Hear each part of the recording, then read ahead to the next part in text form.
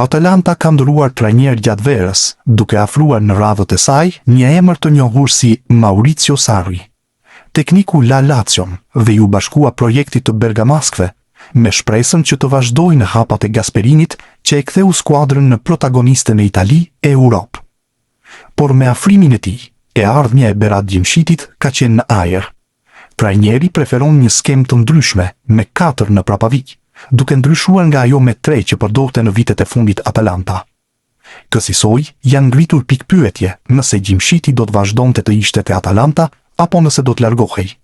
Por në miqësoren e parë të Atalantës, që luajti kundër ekipit U21, Gjimshiti jo vetëm ishte në fushë, por Sarri i kishte besuar edhe shiritin e kapitenit, duke dhënë një sinjal të qartë se aktualisht beson shumë te mbrojtësi kombëtares shqiptare.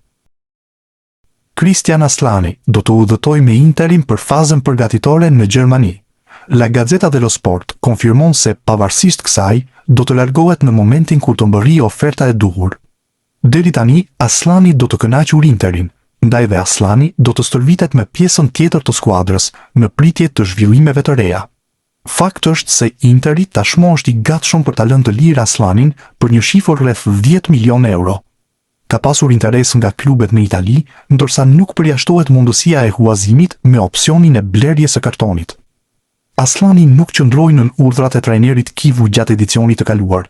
Fillimisht kontribuoi te Torino dhe më pas te Beşiktashi. Christian Shpendi pritet të jetë një nga shtyllat e Cezenës edhe për sezonin e ardhshëm. Sulmuesi shqiptar vazhdon të jetë në qendër të projektit të klubit italian, pavarësisht interesimit të disa skuadrave në merkato. Drejtuesit bardezin nuk kanë ndërmend të heqin dorë nga 22 vjeçari dhe kanë nisur lëvizjet për t'i siguruar rinovimin e kontratës, ndërsa emri i tij vazhdon të qarkullojë në treg. Sipas mediave italiane, drejtori sportiv Andrea Mancini do të zhvillojë së shpejti një takim me përfaqësuesit e Shpendit për të diskutuar zgjatjen e kontratës. Objektivi i klubit është që marrëveshja aktuale të zgjatet deri në verën e vitit 2030. Projekti i pronësisë amerikane parashikon një kontratë afatgjatë me pagë në rritje progresive. Shpendi pritet të përfitojë rreth 350.000 euro në sezonin e parë të kontratës së re, ndërsa paga do të rritet gradualisht në vitet pasuese.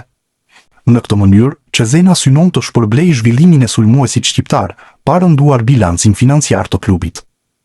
Megjithse Cezena e konsideron të pashitshëm në këtë moment, emri i Shpendit vazhdon të tërheqë vëmendjen e klubeve të tjera.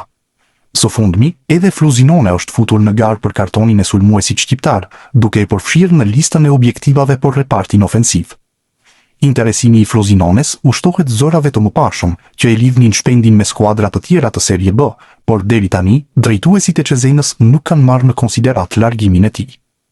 Qëndrimi i klubit mbetet i qartë, ku sulmuesi shqiptar është pjesë e projektit dhe do të largohet vetëm në rast të një oferte që konsiderohet e parefuzueshme.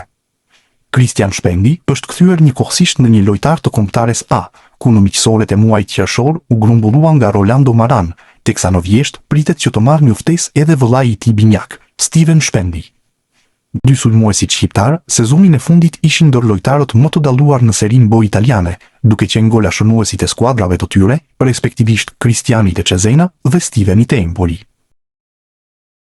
Nelson Viper është huazuar te Sturm Graz.